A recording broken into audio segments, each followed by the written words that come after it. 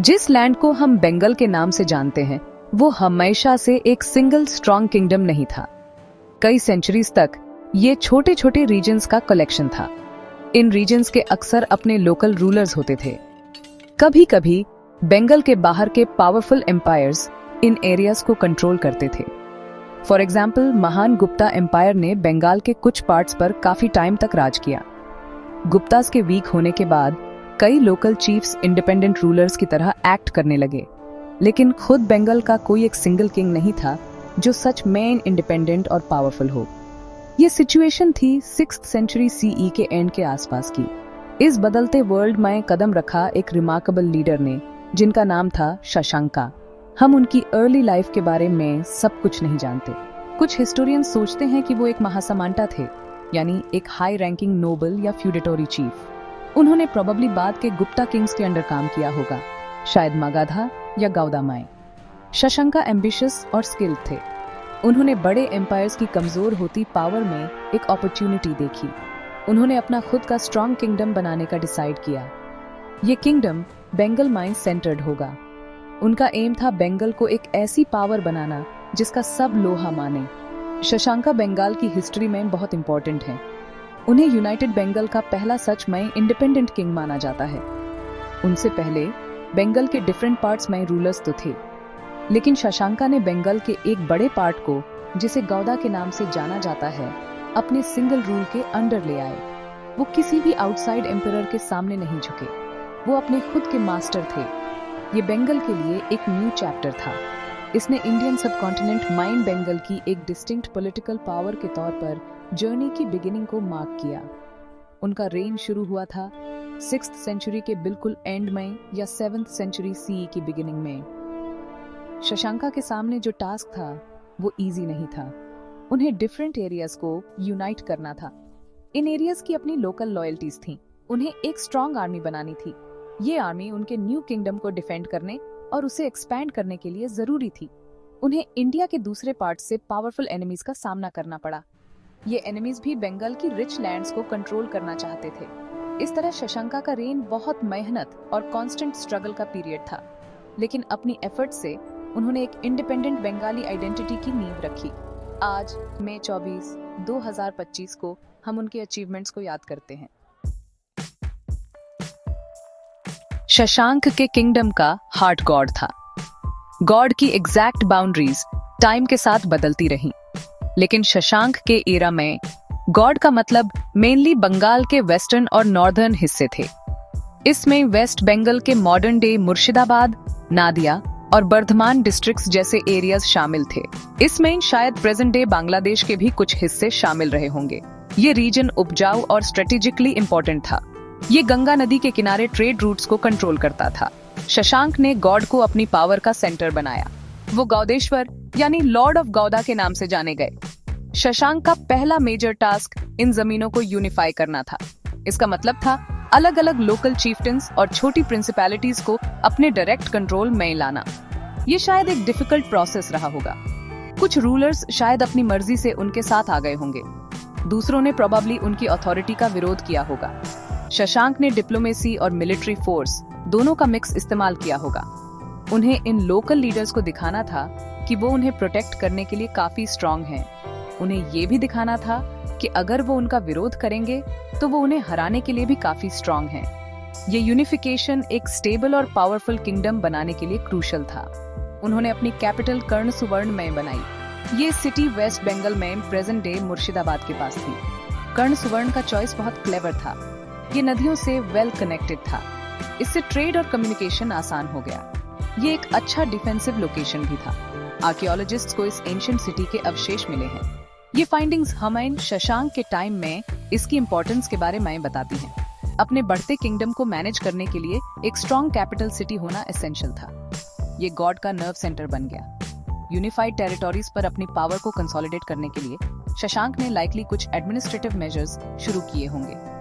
हालांकि detailed records कम हैं, पर डाइवर्स रीजन्स को यूनिफाई करने वाले राजा को एक सिस्टम की जरूरत तो पड़ती ही। इसमें किंगडम के अलग अलग हिस्सों पर राज करने के लिए लॉयल ऑफिसर्स को अपॉइंट करना शामिल होगा। अपनी आर्मी और एडमिनिस्ट्रेशन को मेंटेन करने के लिए उन्हें एफिशिएंटली रेवेन्यू कलेक्ट करना पड़ा होगा। शायद उन्होंने उन लोकल इलाइट्स को भी पैट्रोनाइज किया होगा जिन्होंने उन्हें सपोर्ट किया। ये स्टेप्स हालांकि पूरी तरह से डॉक्यूमेंटेड नहीं हैं, उनके सॉवरेन रूल के तहत नए बने गॉड किंगडम की स्टेबिलिटी और स्मूथ फंक्शनिंग को इंश्योर करने के लिए जरूरी रहे होंगे। 7वीं सदी की शुरुआत में नॉर्थ इंडिया में बहुत बड़े पॉलिटिकल बदलाव आ रहे थे। महान गुप्ता एम्पायर अब खत्म हो चुका था। इससे एक पावर वैक्यूम बन गया था। कई रीजनल किंगडम्स अब सुप्रेमेसी के लिए लड़ रहे थे। वेस्ट में थेनेसर के पुष्यभूतिस प्रभाकरवर्धना के अंडर उभर रहे थे। कनौज के मौखरिस भी एक बड़ी पावर थे और पूरब में कमारूपा यानी आज का असम भस्करावर्मन के अंडर वो भी स्ट्रांग हो रहा था। शशंका का नया किंगडम गौदा इसी कम्पिटिटिव माहौल में उभरा। किसी भी एम्बिशियस रूलर के लिए कॉन्फ्लिक्ट तो होना ही था। शशांका के सबसे फेमस कॉन्फ्लिक्ट्स पुष्यभूति डायनेस्टी के साथ थे।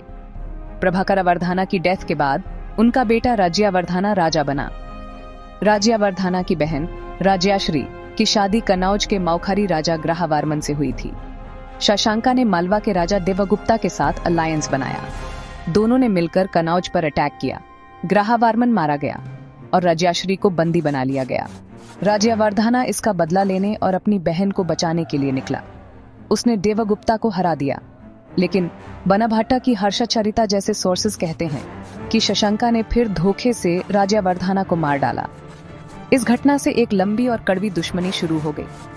राज्यावर्धना की डेथ के बाद उसका छोटा भाई हर्षवर्धना थानेसर की गद्दी पर बैठा। हर्षा ने अपने भाई के मर्डर का बदला लेने और शशांका को सजा देने की कसम खाई। इससे गौदा और हर्षा के बढ़ते हुए एम्पायर के बीच एक लंबी लड़ाई चली। हर्षा अपनी बहन राज्याश्री को बचाने में कामयाब रहा। उसने कनौज पर भी कंट्रोल कर लिया। फिर उसने अपना पूरा अटेंशन शशांका की तरफ कर दिया। उनकी लड़ाइयों की डिटेल्स हमेशा क्लियर नहीं है, लेकिन ऐसा लगता है कि शशांका एक जबरदस्त ओपोनेंट था। वो कई सालों तक हर्षा के सामने डटा रहा और अपने किंगडम गौदा को इफेक्टिवली डिफेंड करता रहा। शशांका को कमरूपा के राजा भस्करावर्मन से भी एक सीरियस थ्रेट था। भस्करावर्मन ईस्टर्न इंडिया में शशांका का नेचुरल राइवल था। शशांका के हर्षा के साथ कॉन्फ्लिक्ट में अपॉर्चुनिटी देखकर भस्करावर्मन ने हर्षवर्धना के साथ अलायंस बना लिया। इससे गौदा के खिलाफ एक पावरफुल पिंसर मूवमेंट बन गया। शशांका अब 2 फ्रंट्स पर लड़ाई लड़ रहा था। इन इतने प्रेशर्स के बावजूद ऐसा लगता है कि शशांका ने अपने रेन के ज्यादातर समय गौदा के कोर टेरिटोरीज पर कंट्रोल बनाए रखा। उसकी मिलिट्री स्किल्स और रेजिलियंस वाकई में सिग्निफिकेंट थी। 7वीं सदी के इंडिया के मुश्किल पॉलिटिकल माहौल में अलायंसेस बनाना क्रूशल था। कोई भी किंगडम अकेले सरवाइव नहीं कर सकता था, खासकर गौदा जैसे नए बने किंगडम के लिए तो और भी मुश्किल था। शशांक यह बात अच्छे से समझते थे। वो जानते थे कि अपने किंगडम को बचाने और अपना दबदबा बढ़ाने के लिए उन्हें दोस्तों की जरूरत थी। ये अलायंसेस मिलिट्री सपोर्ट दे सकते थे। वो बैलेंस ऑफ पावर बनाने में भी हेल्प कर सकते थे। एक चालाक राजा अलायंसेस का इस्तेमाल अपने दुश्मनों को कमजोर करने और अपनी पोजीशन मजबूत करने के लिए करता था। शशांक इस पॉलिटिकल शतरंज के खेल में माहिर साबित हुए। शशांक का सबसे इंपॉर्टेंट अलायंस मालवा के राजा देवगुप्त के साथ था। मालवा सेंट्रल इंडिया में एक इम्पोर्टेंट किंगडम था। यह अलायंस खास तौर पर पुष्यभूतियों की बढ़ती ताकत और उनके साथी कन्नौज के मौखरियों के खिलाफ था। हाथ मिलाकर शशांक और देवगुप्त अपने कॉमन दुश्मनों पर 2 दिशाओं से हमला कर सकते थे। इसी अलायंस की वजह से कन्नौज के खिलाफ शुरुआती कैंपेन सक्सेसफुल रहा। मौखरी हार गए और उनके राजा ग्रहवर्मन मारे गए। ये गौड़ मालवा की जोड़ी के लिए एक बड़ी पॉलिटिकल जीत थी, जिसने नॉर्थ इंडिया में पावर बैलेंस को हिलाकर रख दिया। देवगुप्त के साथ अलायंस का थानेसर के पुष्यभूति किंगडम पर सीधा और जबरदस्त असर पड़ा। कन्नौज पर हमला और ग्रहवर्मन की मौत ने राज्यवर्धन को बदला लेने पर मजबूर कर दिया। हालांकि राज्यवर्धन ने देवगुप्त को हरा दिया, लेकिन फिर वो खुद मारे गए और कहा जाता है कि उन्हें शशांक ने मारा। इन घटनाओं के बाद हर्षवर्धन गद्दी पर बैठे। हर्ष के बाद के मिलिट्री कैंपेन्स इन शुरुआती घटनाओं से बहुत ज्यादा इन्फ्लुएंस हुए थे।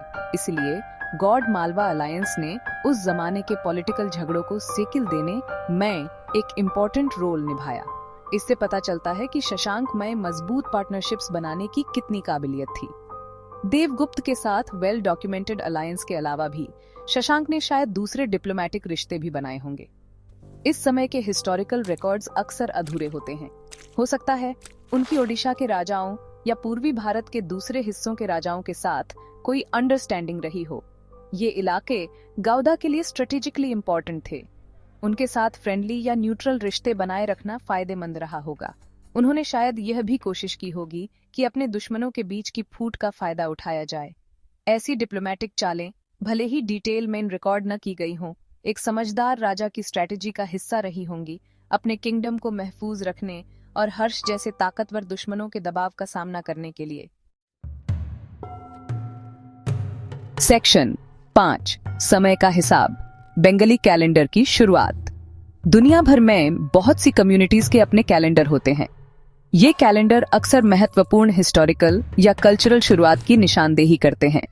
बंगाल में लोग एक कैलेंडर यूज करते हैं जिसे बंगाब्द या बंगाली एरा कहते हैं। ये कैलेंडर आज भी वेस्ट बंगाल, त्रिपुरा और बांग्लादेश में फेस्टिवल्स और ट्रेडिशनल इवेंट्स के लिए यूज होता है। बंगाली न्यू ईयर, पोयला बोईशाख इसी कैलेंडर के हिसाब से मनाया जाता है। बंगाब्द का स्टार्टिंग पॉइंट आमतौर पर ग्रेगोरियन कैलेंडर के हिसाब से लगभग 593 या 594 सी कैलकुलेट किया जाता है। ये डेट हिस्टोरियंस के लिए काफी इंटरेस्टिंग है। एक पॉपुलर थ्योरी बंगाली कैलेंडर की शुरुआत को राजा शशांक से जोड़ती है। उनका शासन लगभग इसी समय में लेट 6वीं या अर्ली 7वीं सदी सी में शुरू हुआ था। कुछ स्कॉलर्स का मानना है कि शशांक ने शायद ये नया एरा अपने राज्याभिषेक की याद में शुरू किया होगा, या फिर उन्होंने इसे गॉड को एक इंडिपेंडेंट किंगडम के तौर पर एस्टैब्लिश करने के मौके पर शुरू किया होगा। एक नया कैलेंडर लॉन्च करना राजाओं के लिए अपनी सॉवरेंटी दिखाने और अपनी प्रजा के लिए एक नई शुरुआत करने का एक तरीका था। ये उनकी पावर और इंडिपेंडेंस का एक सिंबल था। कई आर्ग्यूमेंट्स हैं जो इस थ्योरी को सपोर्ट करते हैं। कैलेंडर की स्टार्टिंग डेट का शशांक के सत्ता में आने के समय से मिलना एक स्ट्रॉन्ग पॉइंट है। गॉड के पहले इंडिपेंडेंट राजा के तौर पर उनके पास अपने शासन के ऐसे सिंबल्स एस्टैब्लिश करने का एक मोटिव रहा होगा। वो एक पावरफुल राजा थे जिन्होंने एस्टैब्लिश्ड एम्पायर्स को चुनौती दी, तो एक नया एरा शुरू करना उनके प्रोफाइल को सूट करता है। ये थ्योरी शशांक को सिर्फ पॉलिटिकल यूनिफिकेशन के लिए ही नहीं, बल्कि बंगाल के लिए एक यूनिक कल्चरल मार्कर बनाने में योगदान देने के लिए भी क्रेडिट देती है। ये उनके शासन को सीधे एक जीती जागती ट्रेडिशन से जोड़ती है। लेकिन ये कहना इम्पोर्टेंट है कि इसका कोई सीधा पक्का सबूत नहीं है कि शशांक ने बंगाली कैलेंडर बनाया था। कोई भी इंस्क्रिप्शन या उस समय का रिकॉर्ड साफ तौर पर ऐसा नहीं कहता। कुछ हिस्टोरियंस बंगाब्द की दूसरी शुरुआतें भी बताते हैं, जैसे कि कुछ लोग इसे मुगल एम्परर अकबर से जोड़ते हैं, जिन्होंने शायद रेवेन्यू कलेक्शन के लिए एक पुराने कैलेंडर सिस्टम में सुधार किया होगा। शशांक के रोल के लिए पक्के सबूत की कमी के बावजूद ये जुड़ाव लोगों की सोच में और कुछ स्कॉलरली सर्कल्स में काफी स्ट्रॉन्ग है। ये बंगाली कल्चर में उनकी हमेशा रहने वाली इंपॉर्टेंस को दिखाता है। सेक्शन 6, अतीत की सरगोशियां। शशांक के राज के सोर्सेज। शशांक जैसे पुराने राजाओं की हिस्ट्री को फिर से बनाना एक पहेली सुलझाने जैसा है। हमारे पास उस समय के ज्यादा लिखे हुए रिकॉर्ड्स नहीं हैं। इतिहासकारों को अलग अलग तरह के सबूतों पर निर्भर रहना पड़ता है। ये सबूत के टुकड़े अतीत की सरगोशियों जैसे हैं। हमें उन्हें ध्यान से सुनना पड़ता है ये समझने के लिए कि क्या हुआ था। शशांक के लिए हमारी जानकारी ज्यादातर शिलालेखों से, दूसरे राजाओं के दरबारी कवियों की लिखाई से और विदेशी यात्रियों के विवरणों से आती है। हर सोर्स हमें कुछ जानकारी देता है, लेकिन उसकी अपनी सीमाएं और झुकाव भी होते हैं। एक जरूरी तरह का सबूत है एपिग्राफिक। ये शिलालेख होते हैं तांबे की प्लेट्स या पत्थर पर। शशांक या उसके सामंतों द्वारा जारी किए गए कई कॉपर प्लेट ग्रांट्स मिले हैं, जैसे कि एग्रा कॉपर प्लेट, मिडनपोर कॉपर प्लेट्स और भास्कर वर्मन की डूबी प्लेट्स, जिनमें शशांक का जिक्र है, बहुत काम की है। इन शिलालेखों में अक्सर ब्राह्मणों या बौद्ध मठों को जमीन के दान का रिकॉर्ड होता है। ये है मैम शशांक के राज्य की सीमा के बारे में बताते हैं। इनमें उसकी उपाधियों का भी जिक्र है, जैसे महाराजाधिराज यानी बड़े राजाओं का राजा, जो उसका सॉवरेन स्टेटस दिखाता है। ये हमें अधिकारियों और एडमिनिस्ट्रेटिव डिविजन्स के नाम बताते हैं। लिटरेरी सोर्सेज भी जानकारी देते हैं, लेकिन उन्हें ध्यान से हैंडल करना पड़ता है। बाणभट्ट की लिखी हुई हर्षचरित राजा हर्षवर्धन की बायोग्राफी है। बाणभट्ट हर्ष का दरबारी कवि था। उसकी किताब मैं हर्ष की लाइफ और शशांक के साथ उसकी दुश्मनी के बारे में बताया गया है। लेकिन क्योंकि बाणभट्ट अपने पेट्रन हर्ष के लिए लिख रहा था, उसका अकाउंट शशांक के खिलाफ बहुत बाइस्ड है। वो शशांक को बहुत नेगेटिव तरीके से दिखाता है, उसे गॉडाधम यानी नीच गॉड कहता है। हालांकि ये कॉन्फ्लिक्ट के बारे में डिटेल्स देता है। हाँ, में इसका पार्टिजन नेचर याद रखना चाहिए। एक और मेन सोर्स है चीनी बौद्ध यात्री वेनसांग, जिसे ह्यूएन त्सांग भी कहते हैं, का अकाउंट। वेनसांग ने 7वीं सदी में शशांक के राज के दौरान और उसके बाद पूरे भारत की यात्रा की। उसने उन राज्यों के बारे में लिखा जहां वो गया। वो शशांक का जिक्र करता है, उसे कर्ण सुवर्ण का राजा कहकर। वेनसांग एक पक्का बौद्ध था। वो शशांक पर, जो एक शैव था, भगवान शिव का भक्त, बौद्धों पर अत्याचार करने और बौद्ध मठों और पवित्र पेड़ों को नष्ट करने का इल्जाम लगाता है। इस अकाउंट ने शशांक की इमेज पर बहुत असर डाला है। लेकिन कुछ इतिहासकार सवाल उठाते हैं कि क्या वेनसांग के दावे बढ़ा चढ़ाकर कहे गए थे या सुनी सुनाई बातों पर आधारित थे, क्योंकि वो शशांक की मौत के बाद उस इलाके में पहुंचा था। सेक्शन 7, एक राजा की विरासत, बंगाल की पहचान बनाना। राजा शशांक ने बंगाल के लिए एक बहुत इंपॉर्टेंट विरासत छोड़ी। उनकी सबसे बड़ी अचीवमेंट थी बंगाल में पहला यूनिफाइड और इंडिपेंडेंट पॉलिटिकल एंटिटी बनाना। उनसे पहले बंगाल अक्सर फ्रैगमेंटेड था या बाहरी पावर्स के कंट्रोल माइन था। शशांक ने इसे बदल दिया। उन्होंने गॉड किंगडम बनाया। उन्होंने इस पर एक सॉवरेन मोनार्क की तरह राज किया। इससे बंगाल को पहली बार पॉलिटिकल यूनिटी और आइडेंटिटी का एहसास मिला। एक अलग बंगाली किंगडम का ये आइडिया आगे आने वाले फ्यूचर रूलर्स को इंस्पायर करेगा और आने वाली सदियों तक इस रीजन की हिस्ट्री को आकार देगा। शशांक ने गॉड को भी नॉर्थ इंडिया के पॉलिटिकल स्टेज पर एक बड़ा प्लेयर बनाया। उन्होंने सिर्फ बंगाल पर राज ही नहीं किया, बल्कि अपने टाइम की सबसे पावरफुल एम्पायर्स को चैलेंज भी किया। कन्नौज के हर्षवर्धन के खिलाफ उनका लंबा स्ट्रगल उनकी मिलिट्री स्ट्रेंथ और पॉलिटिकल डिटर्मिनेशन का सबूत है। कई सालों तक उन्होंने सक्सेसफुली गॉड को एक बहुत बड़े एम्पायर के खिलाफ डिफेंड किया। इससे पता चला कि बंगाल सिर्फ एक पैसिव रीजन नहीं था जिस पर कोई भी आकर राज कर ले।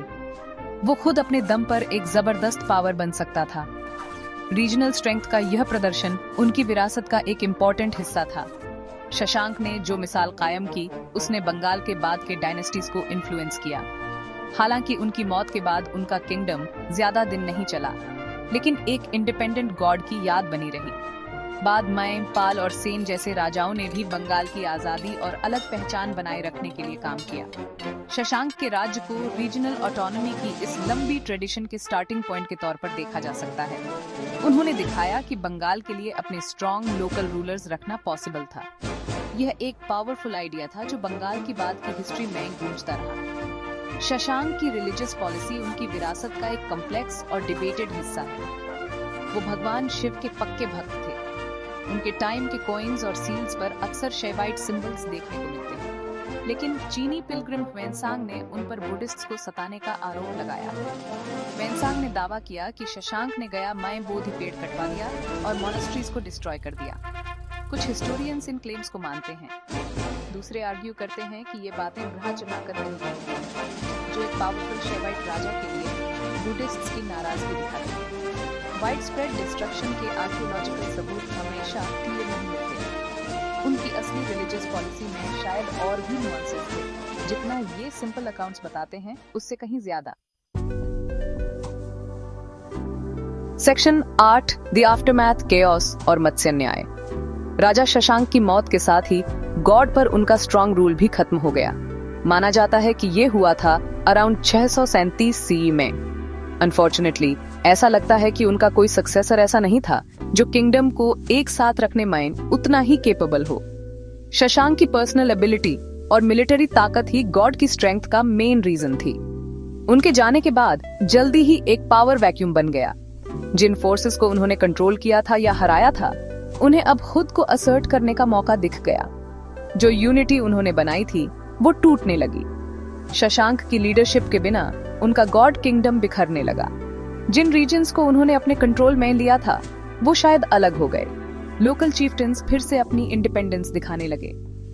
पावरफुल पड़ोसी जैसे कि हर्षवर्धन और भास्कर वर्मन, उन्होंने इस सिचुएशन का फायदा उठाया होगा।